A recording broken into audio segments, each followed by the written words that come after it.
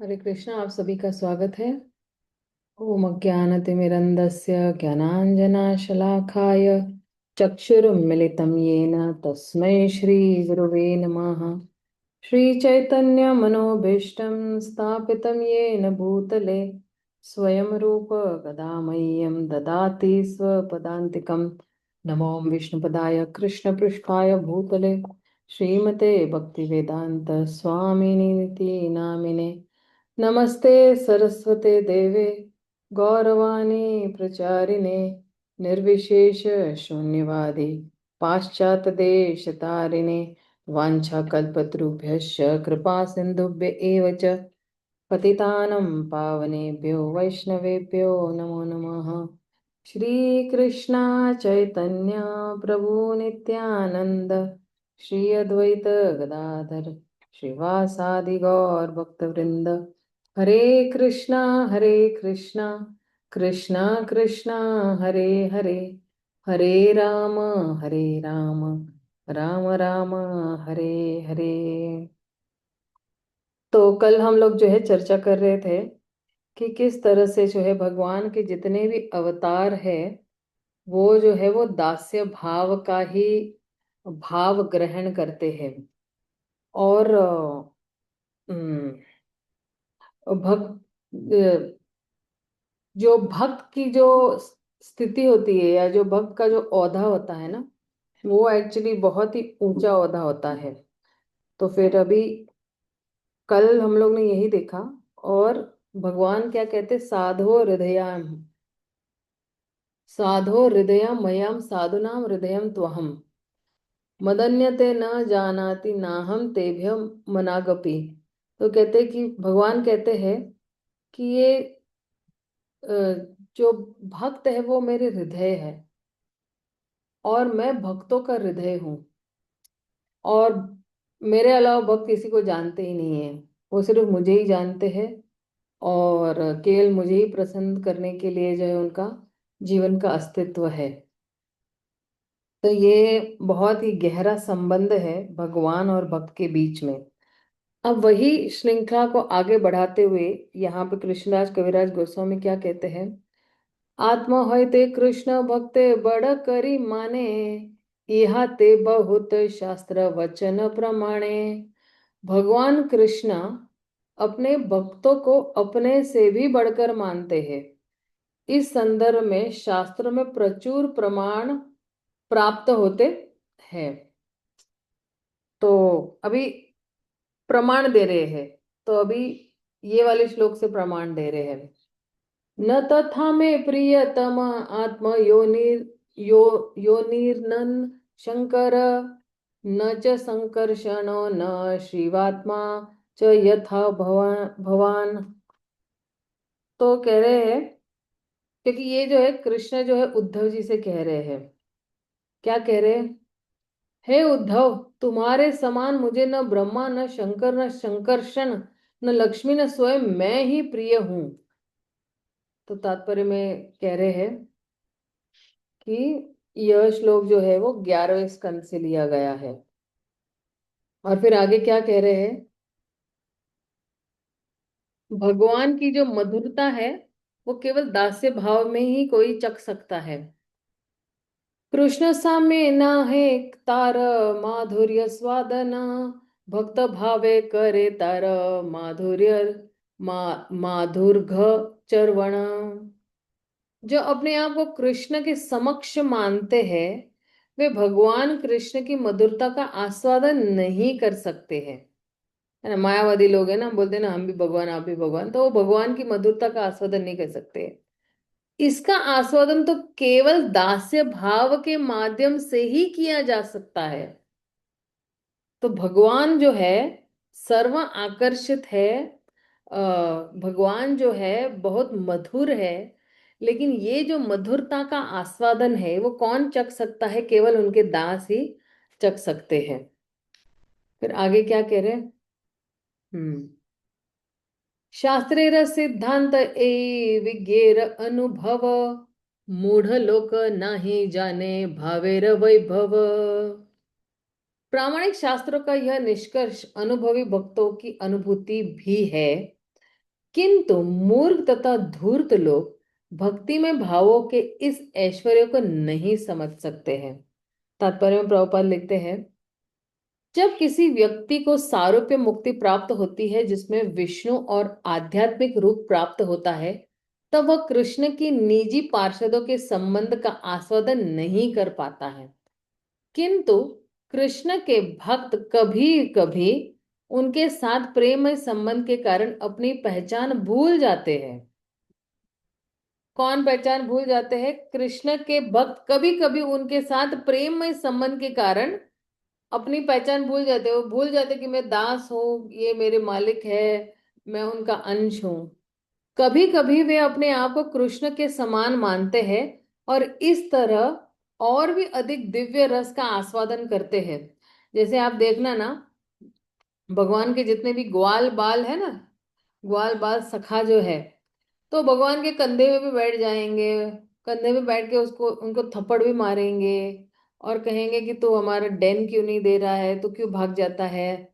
तो ये एक्चुअली अलग स्तर का एक्चुअली जो है कृष्ण के समान मानना है। जो मायावादी मानते हैं ना कि हम भगवान है और हम भगवान आप भगवान, वो अलग स्तर है, वो निम्न स्तर है, मनुष्य से भी नीचे वाला स्तर है कि हम भगवान के अंश होने के बावजूद भी हम जो है भगवान से श्रेष्ठ, अपने आप को भगवान से श्रेष्ठ मानते हैं। लेकिन जहां पे प्रेम होता है वहां पे जो है कभी कभी हम तू तड़ाका भी बोल देते हैं, राइट। जहां पे प्रेम है, जहां पे बड़ा घनिष्ठ संबंध है, ठीक है ना, वो पॉलिटिशियनों की तरह नहीं है कि किसी को भी तू तड़ा, हमारे देश के प्रधानमंत्री को भी तू तड़ाका करके बोलेंगे, इस तरह से नहीं है। जिसका घनिष्ठ संबंध है, जैसे मान लो जैसे मैं अपनी माँ को तू ही बोलती हूँ, मम्मी तू ऐसे क्यों करती है, और मेरे पापा को मैं आप बोलती हूँ क्योंकि मम्मी के साथ इतना घनिष्ठ संबंध है कि हम मम्मी को जो है मम्मी के साथ लड़ाई भी करते हैं, पापा के साथ नहीं कर सकते। पापा के साथ मतलब हिम्मत भी नहीं होती है कि ऊंची आवाज में भी बोले लेकिन मम्मी के साथ एकदम जिद कर सकते हैं, मम्मी से नाराज हो सकते हैं। और क्योंकि माँ और बच्चे का जो संबंध है वो बिल्कुल घनिष्ठ होता है। उसी तरह अगर कोई प्रेमी प्रेमिका भी है ना, तो प्रेमिका बिल्कुल हट करती है, जिद करती है, तो प्रेमी मान भी जाता है। वो ये नहीं सोचता है कि अरे ये तो मेरे पे अधीन है, ये मेरे से ये है, ऐसे वैसे नहीं।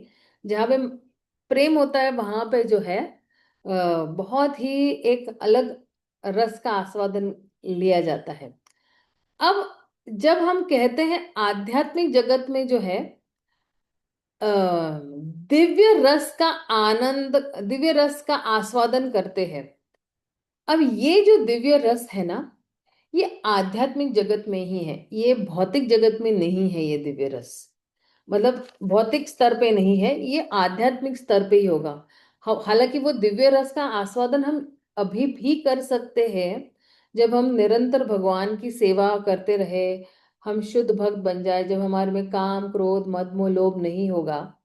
उसका थोड़ा सा जो एक अंश जिसको कहते हैं, या कुछ प्रतिशत हमें आभास जैसे होता है। जैसे कोई भी व्यक्ति ना भगवान की सेवा करता है, चाहे वो बर्तन धोने की सेवा हो, चाहे मंदिर को साफ करने की, पोछा झाड़ू लगाना हो, या भगवान की विग्रह का श्रृंगार करना हो, या कोई प्रचार कर रहा हो, या तो कोई जो है भगवान के लिए कपड़े सी रहा हो, या कोई तुलसी की प्रदक्षिणा करो, कोई भी सेवा जो भी है, ये जो सेवा करते वक्त जो है उस व्यक्ति को एक एक आनंद की अनुभूति होती है, उसके भक्ति के स्तर के जो है लेवल पे। लेकिन प्रमाण जितना होगा, जितना उसका प्रमाण ज्यादा होगा, उतना दिव्य रस का आस्वादन वो ज्यादा कर पाएगा। तो जो बिल्कुल शुद्ध भक्त है वो ज्यादा आस्वादन कर पाते हैं, जो बीच है, जो मध्यम अधिकारी है, वो थोड़ा बीच का महसूस कर सकते हैं, जो जो कनिष्ठ है वो भी महसूस कर सकते हैं थोड़ी मात्रा में। लेकिन जो पूर्ण मात्रा में है, जो 100% मात्रा जिसको कहते हैं, वो जो है आध्यात्मिक जगत में जो है जितनी भी गोपियां हैं या ग्वाल बाल है, सखा है, या यशोदा मैया है, ये लोग बड़ा आस्वादन कर सकते हैं। अब आगे क्या कह रहे हैं, किंतु सामान्य लोग अपनी मूर्खता के कारण भगवान के दिव्य रस को भूलकर हर वस्तु के मालिक बन जाना चाहते हैं। किंतु जब कोई व्यक्ति सचमुच आध्यात्मिक ज्ञान में उन्नत होता है, तब वह बिना संकोच के भगवान के दास्य भाव को स्वीकार कर सकता है। क्योंकि उसको पता है ना कि ये सब कुछ जो है ये भगवान का ही है, मेरा यहाँ पे कुछ भी नहीं है। भगवान अगर सृष्टि के रचयिता है तो भगवान भी हो गए ना प्रोपराइटर। हम कहाँ से हो गए प्रोपराइटर? तो इस तरह से जो है अगर हम लोग ईशोपनिषद में भी देखेंगे ना कि जो है वो वाला श्लोक है, ओम पूर्णमद पूर्णमिदम पूर्णात् पूर्णमुदच्यते पूर्णस्य पूर्णम आदाय पूर्णमेवावशिष्यते। तो भगवान जो है वो परफेक्ट है, वो पूर्ण है। और क्योंकि वो पूर्ण है तो उनसे जो कुछ भी उत्पन्न हुआ है इस भौतिक जगत में वो भी पूर्ण है। ये अभी भौतिकवादी लोग नहीं जान पाएंगे। और आप देखना उसी के अगले ही इसमें जो है कि सब कुछ भगवान से ही आया हुआ है। तो हम हो गए ना भगवान के दास ही हो गए ना। जब कहते हैं ईसावासम इदम सर्वम यत किंचित जगत्याम जगत तेन तक्तेन भुंजिता माँ गृद कस्य स्वेत धनम। तो जब ईशोपनिषद में ये वाला श्लोक आता है तो उसमें प्रभुपाद क्या कहते हैं कि जो कुछ भी हमारा है, मतलब जो कुछ भी हमारे लिए भगवान ने इकट्ठा करके रखा हुआ है, जो हमारे नसीब के हिसाब से, हमारे कर्मों के हिसाब से, वही हम जो है वो हम स्वीकार करना चाहिए, उससे अधिक नहीं स्वीकार करना चाहिए। लेकिन प्रॉब्लम यही है कि जो है अम, अ, भौतिकवादी लोग जो है ये भूल गए हैं कि भाई हम जो है भगवान के दास है। और दास जो क्या करता है, पहले मालिक को जो है सब कुछ अर्पण करता है, उसमें से जो है मालिक का प्रसाद समझकर जो है वो चीज ग्रहण करता है। राइट। तो आप देखना अ, परम पूज्य गोपाल कृष्ण गोस्वामी महाराज जो है उनका भाव कैसा था कि जब वो प्रभुपाद जी से मिले और उन्होंने प्रभुपाद जी को अपना गुरु मन ही मन में मान लिया था, तो वो क्या करते थे, अपनी पूरी सैलरी जो है, पूरा पेचेक, वहां पे लोग पेचेक बोलते हैं, पूरा उनको जब सैलरी का पेचेक मिलता था वो लाके प्रभुपाद को दे देते थे। अब उसमें से अगर कुछ जेब खर्च चाहिए तो वो प्रभुपाद से मांगते थे कि मुझे इतनी जेब खर्ची चाहिए। तो आप सोचिए, ये बोलते ना दास्य भाव के पूर्ण ही सर्वोच्च एक्चुअली उदाहरण है कि किस तरह से वास्तव में जो है गुरु महाराज जो है अ, अपने आप को भगवान और गुरु का दास मानते थे।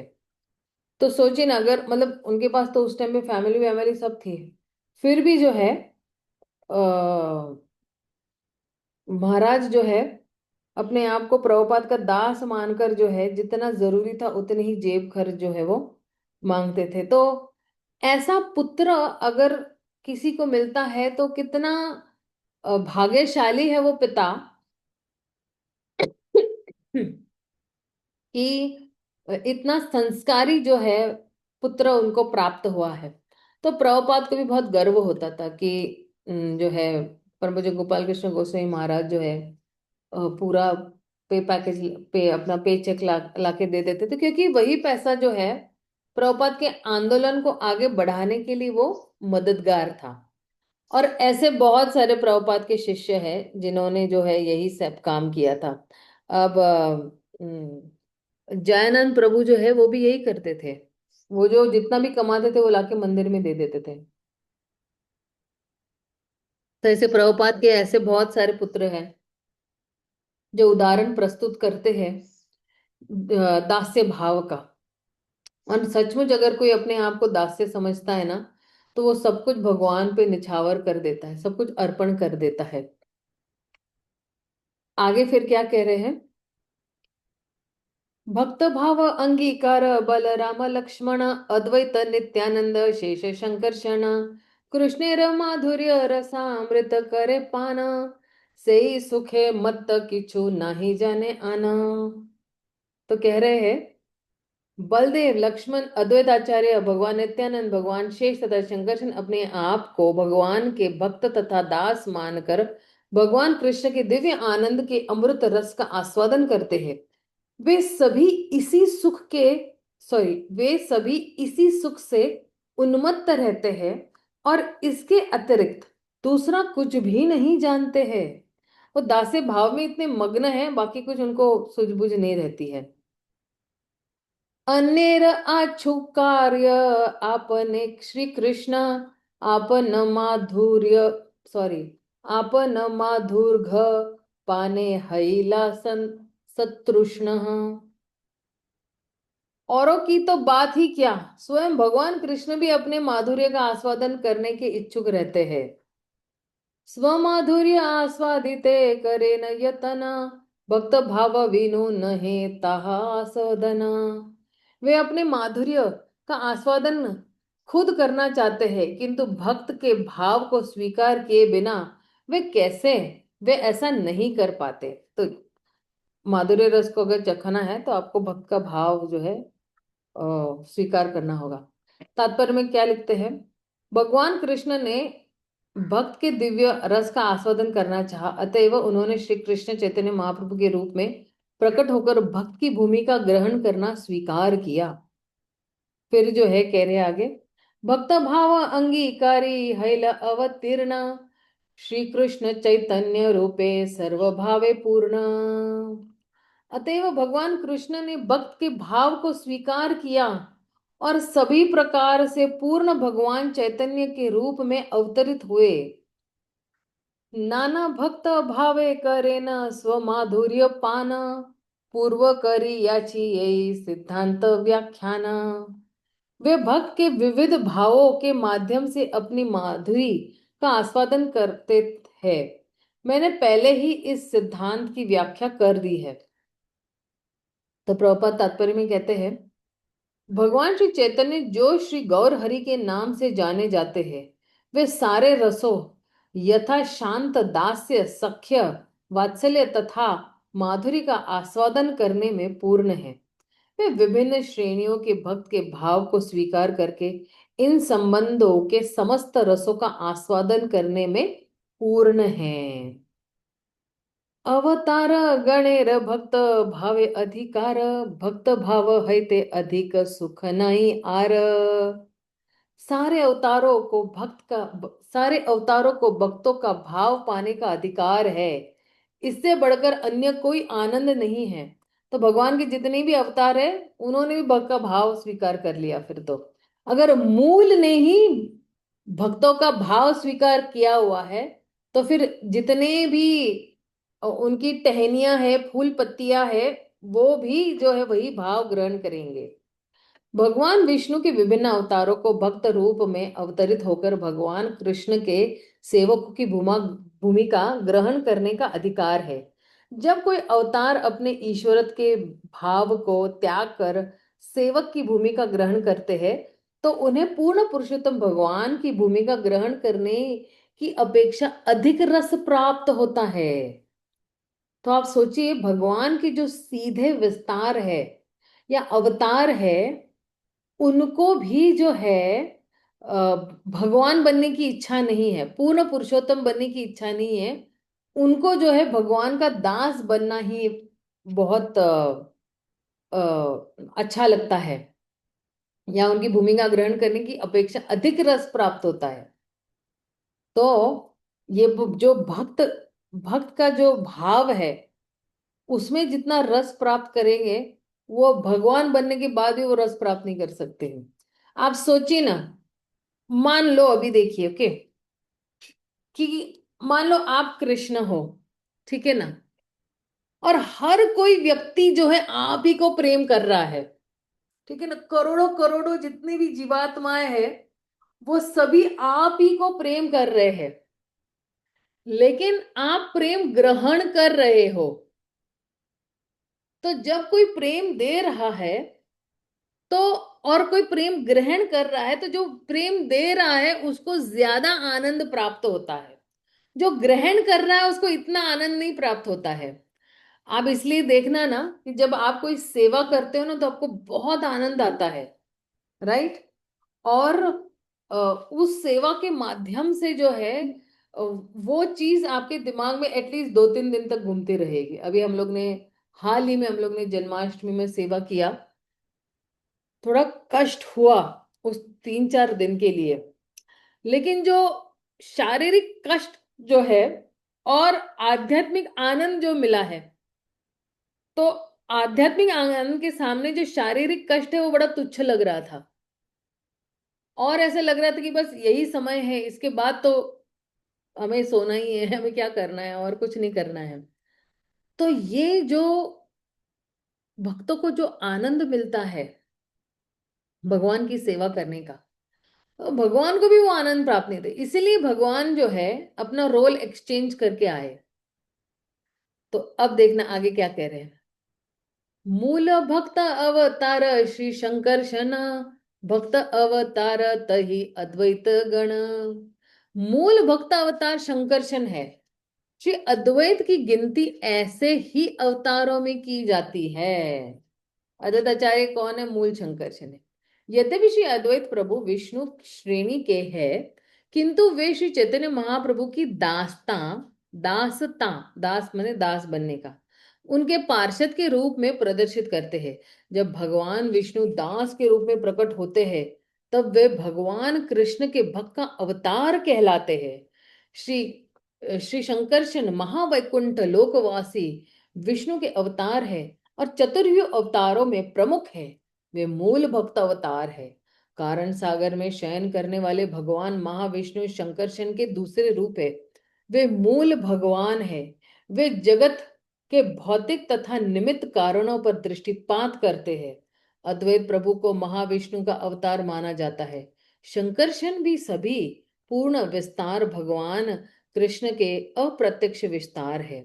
इस कारण से भी अद्वैत प्रभु गौर कृष्ण के नित्य दास है, इसलिए वे भक्त अवतार माने जाते हैं। अद्वैत आचार्य गोसाईर महिमा अपार, यहार हुंकारे कैले चैतन्य अवतार। श्री अद्वैत आचार्य की महिमाएं अपार है, क्योंकि उनकी निष्ठावान हुंकार से ही इस पृथ्वी पर भगवान श्री चैतन्य का अवतार हो सका। तब उन्होंने पुकारा, तब जो है वो भगवान आए, है ना। ये एक्चुअली अद्वैत आचार्य की महिमा है कि किस तरह से जो है उन्होंने जो है अ, हुंकार लगाना, यानी क्या जी, दिव्य ध्वनि जो है ना, हरे कृष्ण महामंत्र की ये जो दिव्य ध्वनि है, ये जोर जोर से पुकार पुकार कर जो है भगवान को विवश कर दिया यहाँ पे इस धरती पर आने के लिए। फिर आगे क्या कह रहे हैं। संकीर्तन प्रचारिया सब जगत तारिल, अद्वैत प्रसादे लोक प्रेम धन पाइल। उन्होंने संकीर्तन के प्रचार द्वारा ब्रह्मांड का उद्धार कर दिया। इस तरह श्री अद्वैत की कृपा से ही संसार के लोगों को भगवत प्रेम स्वरूपी खजाना प्राप्त हुआ। इसलिए जो है हमें जो है ना श्री अद्वैत आचार्य को भी जो है बहुत धन्यवाद देना चाहिए, या हमारा कृतज्ञ व्यक्त करना चाहिए कि अगर आपने पुकारा ही नहीं होता तो भगवान आते ही नहीं यहाँ पे। आप ही की कृपा से जो है सारे संसार को भगवत प्रेम का खजाना जो है वो प्राप्त हुआ है, तो हम बड़े आभारी हैं आपसे। कृष्ण प्रेम धन मिल गया सबको, और क्या चाहिए इसमें। फिर आगे क्या कह रहे हैं। अद्वैत महिमा, सॉरी, अद्वैत महिमा अनंत के पारे कहिते, से ही लिखी ये सुनी महाजन हईते। तो कह रहे भला अद्वैत आचार्य की असीम महिमा का वर्णन कौन कर सकता है। यहाँ मैं वही लिख रहा हूं जैसा मैंने महापुरुषों से जाना है। ये कौन कह रहे हैं? जो ऑथर है, लेखक है श्री कृष्णदास कविराज गोस्वामी, वो स्वयं कह रहे हैं। और क्योंकि देखियो अद्वैत आचार्य की जो महिमा है ना वो बिल्कुल असीमित है। और कोई इतना लिख नहीं सकता है, लेकिन बोले मैं थोड़ा बहुत जो मुझे जानता हूँ मैं वही लिख रहा हूँ। आचार्य चरणे मोर कोटि नमस्कार, इथे किछु अपराध न लबे अमार। बहुत भावपूर्वक लिख रहे हैं एक्चुअली। मैं श्री अद्वैत आचार्य के चरण कमलों पर करोड़ों बार नमस्कार करता हूँ, कृपया इसमें अपराध न माने। तो कोई सोचेगा कि अद्वैत आचार्य के चरण कमलों पर करोड़ों बार लेखक नमस्कार कर रहे हैं, तो क्यों कर रहे हैं लेखक नमस्कार करोड़ों बार? भाई उनकी वजह से ही तो चैतन्य महाप्रभु आए हैं, भगवान स्वयं इस धरती पर आए हैं बद्ध जीवों का उद्धार करने के लिए। तो कृष्णदास कविराज गोस्वामी कह रहे कि इसमें आप प्लीज अपराध मत मानना। ये कृष्णदास कविराज गोस्वामी की विनम्रता है। तोमार महिमा कोटि समुद्र अगाढ़, ताहार इयता कही न बड़े अपराध। आपकी महिमाएं करोड़ों समुद्रों के समान अगाध है, इसकी माप की बात करना अवश्य ही महा अपराध है। मतलब भगवान की जो महिमा है वो असीमित है। वो ही नहीं कहते इतनी है, इतनी माप माप ही नहीं सकते भगवान की जितनी भी क्या कहते हैं करुणा है या जो है महिमा है। फिर आगे क्या कह रहे हैं? जय जय श्री अद्वैत आचार्य, जय जय श्री चैतन्य नित्यानंद आर्य। श्री अद्वैत आचार्य की जय हो, जय हो। श्री चैतन्य महाप्रभु तथा श्रेष्ठ श्री नित्यानंद प्रभु की जय हो, जय हो। और फिर आगे कह रहे हैं, दुई श्लोके कहिल अद्वैत तत्व निरूपण, पंच तत्वेर विचार किछु सुनी भक्त गण। इस तरह मैंने दो श्लोकों में अद्वैत आचार्य के तत्व का वर्णन किया है। ये कौन से वाले अध्याय में? पहले वाले अध्याय में किया। हे भक्तों, अब पंच तत्वों के विषय में सुनिए। जो अगला वाला अध्याय है वो बड़ा ही दिलचस्प है। श्री रूप रघुनाथ पदे यार आश, चैतन्य चरितामृत कहे कृष्णदास। श्री रूप तथा श्री रघुनाथ के चरण कमलों पर प्रार्थना करते हुए, सदैव उनकी कृपा की कामना करते हुए, मैं कृष्णदास उनके चरण चिन्हों पर चलते हुए श्री चैतन्य चरितामृत कह रहा हूँ। इस प्रकार श्री चैतन्य चरितामृत आदि लीला के अंतर्गत श्री अद्वैत आचार्य की महिमाएं विषय छठे अध्याय का भक्ति वेदांत तात्पर्य पूर्ण हुआ।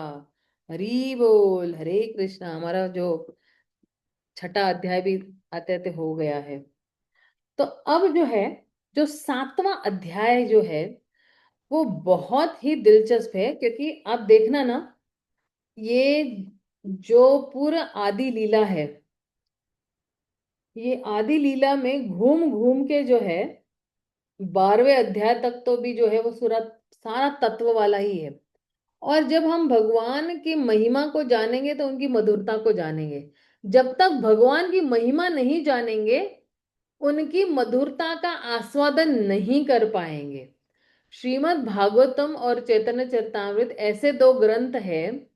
भागवतम में जो है भगवान की पूर्ण जो है पहले अध्याय, पहले स्कंद से लेके 9वें स्कंद तक जो है भगवान की महिमा के बारे में बताया है। और 10वां स्कंद जो है भगवान की मधुरता के बारे में बताया हुआ है। तो जब तक जो है भगवान की महिमा नहीं जानेंगे कि भगवान कितने महान है, या जो है महानता को नहीं जानेंगे, तो उनकी मधुरता को नहीं जानेंगे। राइट? तो ये महानता को जानना बहुत जरूरी है। तो उसी तरह उसी उसी ही लाइन में जो है कृष्णदास कविराज गोस्वामी जो है पहले भगवान की महानता बताना चाहते हैं कि भगवान कितने महान है। और फिर 13वें अध्याय से जो है भगवान के जो है जन्म के बारे में जो है वर्णन करेंगे। उनके बाल्य लीला 14वें अध्याय में उनकी बाल लीलाएं हैं, या जो है फिर 13वें अध्याय से जो शुरू हो रहा है जो है चैतन्य चरितामृत एक्चुअली में। लेकिन उससे पहले जो है ये भी चैतन्य चरितामृत ही है कि हम भगवान के बारे में जाने कि अरे भगवान के कितने जो है अ, रूप है, कितने अवतार है, कितने तत्व है। तो अब 7वें अध्याय में जो है वो पूर्णतः भगवान के 5 तत्वों के बारे में खास करके बताएंगे, जो आपने बहुत बार ये श्लोक सुना होगा। पंचतत्वात्मकं कृष्णं भक्त रूप स्वरूपकं भक्तावतारम भक्ताख्यम नमामि भक्त शक्तिकम। तो कृष्णदास कविराज गोस्वामी कहते हैं कि मैं पंच तत्वम कृष्णम, जो भगवान के पंच तत्व है ना, जो कृष्ण के पंच तत्व है, मैं उनको क्या करता हूं, आत्मकम, मैं उनको जो है मैं नमस्कार करता हूं। और किनको नमस्कार कर रहे हैं? पंच तत्वात्मकम कृष्ण भक्त रूप। भक्त रूप कौन है? भगवान स्वयं है, राइट। भक्त रूप स्वरूपकम, तो भगवान नित्यानंद महाप्रभु है। भक्तावतारम, अभी हम लोग ने देखा अद्वैताचार्य है। और भक्ताख्यम श्रीनिवास आचार्य है। और नमामि भक्त शक्तिकम, भगवान की शक्ति कौन है? गदाधर पंडित है, भगवान की जो है। तो इन सबको मैं नमस्कार करता हूं। तो जब हम भी हमारे मंदिरों में जब जाते हैं ना, तो हमको कम से कम ये वाला श्लोक जो है दंडवत करते वक्त जो है वो उच्चारण करना चाहिए। जय श्री कृष्ण चैतन्य प्रभु नित्यानंद श्री अद्वैत श्री गदाधर श्रीवासादि गौर भक्त वृंद, सही है। लेकिन ये वाला भी श्लोक जो है उतना ही महत्वपूर्ण है नमस्कार करते हुए, क्योंकि यहाँ पे बिल्कुल साक्षात बता ही रहे हैं कि मैं नमस्कार करता हूं उनको। तो ये जो पंच तत्व मंत्र है, कहते हैं कि श्रील प्रभुपाद जो है कहते हैं कि अ, किसी ने अपना मंत्र मैन्युफैक्चर नहीं करना चाहिए। हमें जो है ये जो पंच तत्व का मंत्र जो है पूरा मंत्र बोलना है। और फिर जो हरे कृष्ण महामंत्र बोलना है। जब हम माला भी करते हैं ना, तो हम ये पूरा जो है मंत्र बोलना है हमको। जय श्री कृष्ण चैतन्य प्रभु नित्यानंद श्री अद्वैत श्री गदाधर श्रीवासादि गौर भक्त वृंद। क्योंकि ये जो 5 तत्व है, हम उनसे जब एक्चुअली ये क्यों उच्चारण करते ये भी समझ लेना बहुत जरूरी है कि क्यों हम माला करने से पहले पंचतत्व मंत्र बोलते हैं। क्योंकि भगवान चैतन्य महाप्रभु कलयुग में आए हैं, कलयुग के पतित लोगों का उद्धार करने के लिए। पतित पावन प्रभु तव अवतार, मौसम पतित प्रभु न पाई बयान। तो चैतन्य महाप्रभु पतितों का उद्धार करने आए हैं। और मेरे जैसा पतित इस ब्रह्मांड में कोई हो ही नहीं सकता है। और आप मेरे पे कृपा कीजिएगा। तो जब हम माला करते हैं और उससे पहले ये पंचतत्व मंत्र अगर हम उच्चारण करते हैं, तो अगर मैं मनुष्य जन्म में मेरे से कोई त्रुटि हो गई है, मैं मनुष्य हूं, मेरे से कोई त्रुटि हो सकती है, कभी मैं हरे खा जाऊं, कभी मैं राम खा जाऊं, तो चैतन्य महाप्रभु इतने दयालु कृपालु है कि वो क्षमा कर देते हैं हमको। मतलब इसका मतलब ये नहीं कि हम लोग जानबूझकर शब्दों को खा ले, लेकिन हमें जब ये जो मंत्र जब उच्चारण करते हैं ना, तो हमें एक्चुअली हमारे पतित होने का बहुत एहसास भी होना चाहिए कि मैं इतना गिरा हुआ हूं, मैं इतनी गिरी हुई हूं, मैं इतनी पतित हुई है भगवान, कि आप जो है इस मंत्र के रूप में साक्षात आए हो मेरे पास मेरा उद्धार करने के लिए। ये शब्द ध्वनि के माध्यम से आप आए हो। आप जो है, और चैतन्य महाप्रभु जब आते हैं तो ये हरे कृष्ण महामंत्र जो लेकर आ रहे हैं, तो ये जो हरे कृष्ण महामंत्र है यही मेरा उद्धार करने वाला है। वरना कलयुग में किसी भी तरीके से मेरा उद्धार नहीं होना है। तो भगवान ये मंत्र ऊपर से लेकर आए हैं। और ये मंत्र जो है ये राधा रानी स्वयं, क्योंकि चैतन्य महाप्रभु किसका भाव लेके आए? राधा रानी का भाव लेके आए, राइट। तो जो राधा रानी का भाव है कृष्ण के लिए, जिस प्रेम से वो कृष्ण को कृष्ण के नामों का उच्चारण करती है, वही प्रेम जो लेकर आए हैं चैतन्य महाप्रभु। जो राधा रानी का सर्वोच्च प्रेम जो कृष्ण के लिए है, वही प्रेम जो है चैतन्य महाप्रभु लेकर आए हैं। अब कितना तुरंत ही जो है हम प्रसन्न कर सकते हैं जो है भगवान को, क्योंकि राधा रानी ही जानती है कि किस तरह से मैं कृष्ण को प्रसन्न कर सकती हूँ, वही उनके हृदय को जानती है। बाकी कृष्ण के हृदय को कोई नहीं जानता है। केवल एक राधा ही है जो कृष्ण के हृदय को जानती है, कृष्ण को क्या चाहिए, कृष्ण को क्या नहीं चाहिए, कृष्ण के हृदय में अभी क्या चल रहा है, मन में क्या चल रहा है, ये सब जो है वो केवल श्रीमती राधा रानी ही जानती है। और इसलिए जो है वही भाव लेकर जो है भगवान चैतन्य महाप्रभु आए हैं, और कलयुग में जो है हमारे जैसे बद्ध जीवों का उद्धार करने के लिए आए हैं।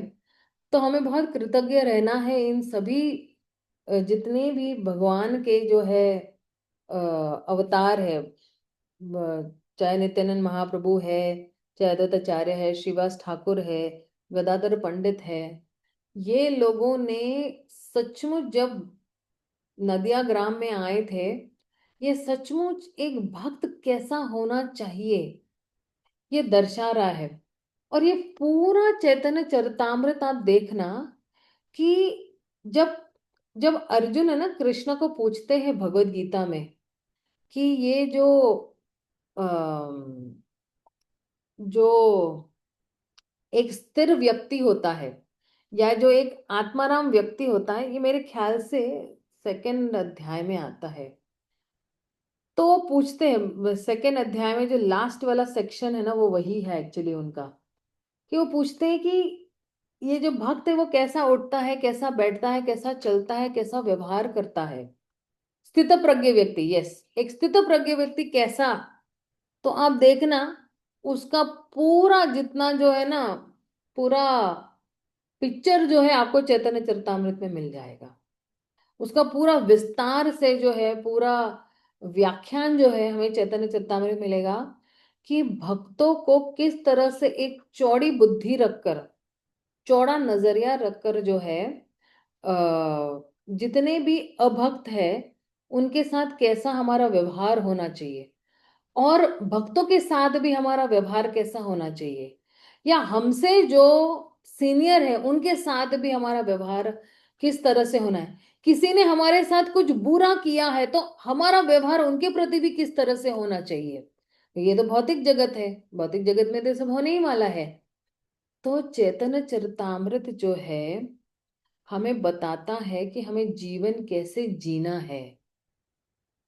भागवतम जो है हमें बताता है भगवान की महानता के बारे में, भगवान की मधुरता के बारे में।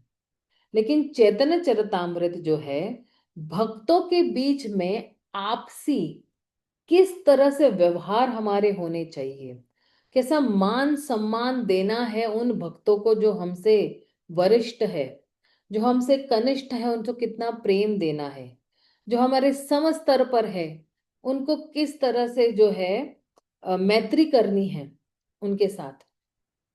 तो ये पूरा बहुत ही ना चैतन्य चरितामृत, ये ग्रंथ जो है ना वो पूरा भाव वाला ग्रंथ है। हर हर अक्षर में ना आपको भाव महसूस होगा और आस्वादन करेंगे, जो भागवतम से भी ज्यादा जो है चैतन्य चरितामृत का आस्वादन कर पाएंगे। उसको कहते हैं ना ज्यादा रस जो है वो चैतन्य चरितामृत में। इसलिए प्रभुपाद ने भी जो है कहा है कि ये पीएचडी है। जो कोई भी चैतन्य चरितामृत पढ़ रहा है तो एक्चुअली पीएचडी कर रहा है, पोस्ट ग्रेजुएशन भागवतम है। लेकिन हम जो है यहाँ पे प्रयास कर रहे हैं पीएचडी, किस तरह से हम लोग जो है परम दास बनने की कोशिश करेंगे। यही पीएचडी का एक्चुअली असली अर्थ है कि अब तक एक्चुअली हमें पता ही नहीं कि भगवान का दास बनना मतलब क्या है। हालांकि हम भगवान के शाश्वत दास है, लेकिन व्यवहार में किस तरह से हमारे निजी जीवन में उतारना है, तो ये चैतन्य चरितामृत हमें ट्रेनिंग दे रहा है। इन्हीं भक्तों के माध्यम से, इन्हीं भक्तों के उदाहरण से हमें ये पूरा ट्रेनिंग मिल रहा है कि हमें भक्त कैसे बनना है। तो मैं अपनी वाणी को यही विराम दूंगी, क्योंकि हमारा पास अगला भी सेशन है मंदिर का ऑनलाइन पे। तो हम यही विराम देते हैं। शिल प्रभुपाद की जय। गौर भक्त वृंद की जय। हरे कृष्ण हरि बोल।